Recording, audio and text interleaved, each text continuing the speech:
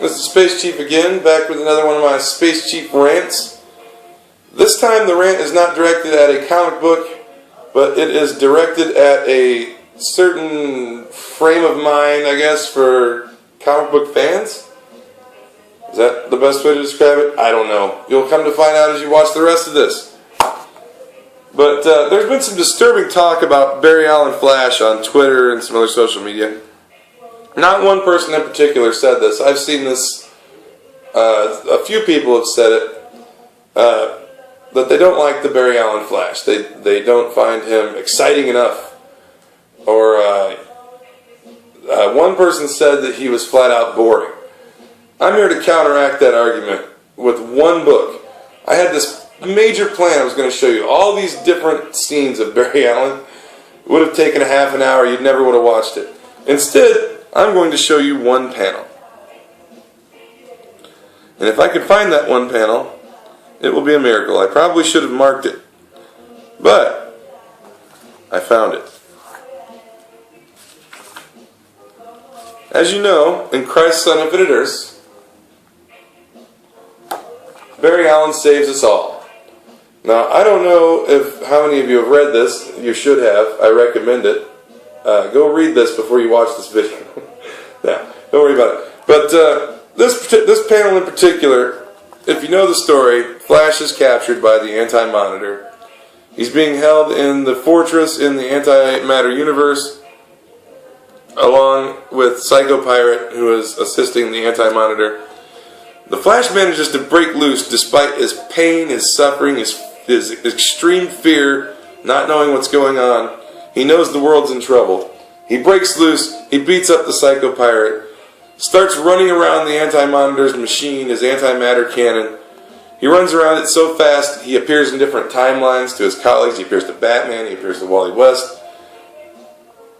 He runs around this machine so fast, he breaks it up and destroys it. But in the process, destroys himself.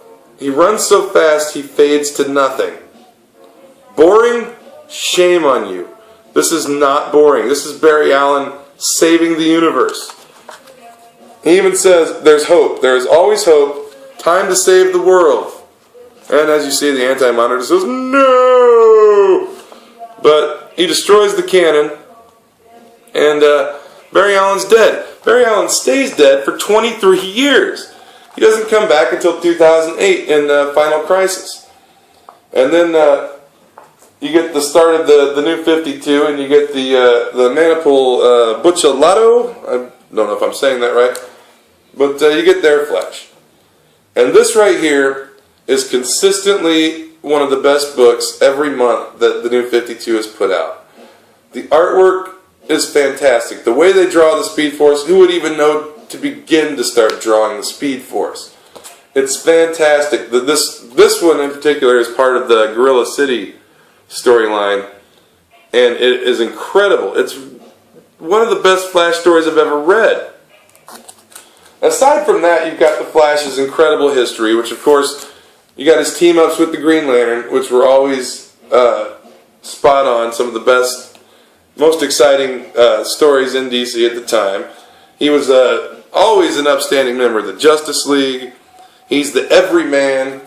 As Barry Allen, he is a police forensic scientist who gained his powers from a lightning strike hitting some chemicals, and he was doused in the chemicals and gained the powers of the Speed Force. So over the years, they've kind of manipulated his powers, and he's able to do a lot more stuff to where, in my opinion, he's on par with Green Lantern or Superman or any of your superpowered individuals. There are so many amazing things Barry Allen can do with the Speed Force that it's mind-blowing.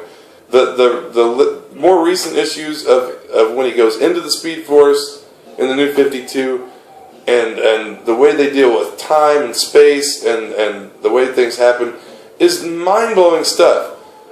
How anybody could call that boring is just dopey. So, this is the Space Chief reminding you all that Barry Allen runs for the world. He runs for you too. So give the man a little respect. Peace out. I'll see you on the show.